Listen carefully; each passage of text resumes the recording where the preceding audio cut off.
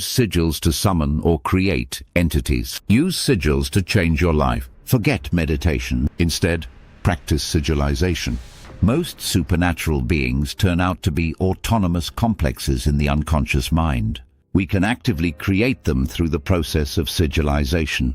It all starts with the intention, the sigil, and then we reify the sigil as a servitor. Magicians were once overwhelmingly concerned with contacting angels and controlling demons, i.e., magic involved contact with external beings.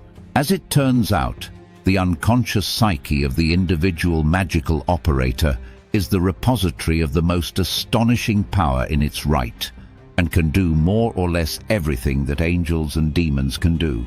To truly control the forces present in your own unconscious mind is tantamount to controlling a god. The collective unconscious is a valid candidate for being considered God. The authentic sorcerers are those who are masters of the unconscious. The unconscious mind is the greatest power there is.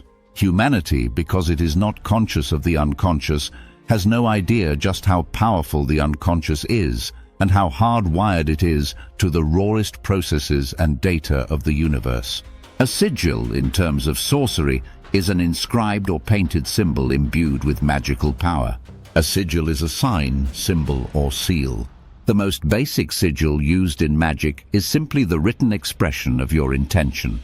Sometimes the letters of what you have written are condensed into a monogram. A monogram is a motif made by overlapping or combining two or more letters to form one symbol. Once you are happy with the sigil you have designed, you then have to charge it. To do this, you first launch the sigil, which is to say, implant the desire in the unconscious mind by focusing intently on the sigil. This process charges it with mental energy. Ray Sherwin wrote, "The magician acknowledges a desire. He lists the appropriate symbols and arranges them into an easily visualized glyph. He reifies the sigil and then, by force of will, hurls it into his subconscious from where the sigil can begin to work." Wikipedia says, "When a complex of thoughts, desires and intentions gains such a level of sophistication that it appears to operate autonomously from the magician's consciousness, as if it were an independent being, then such a complex is referred to as a servitor." A servitor is not the end of the line. When a servitor breaks free of its master and starts to have genuine autonomy, it is then known as an egregore, a watcher. An effective sigil usually requires considerable care and attention.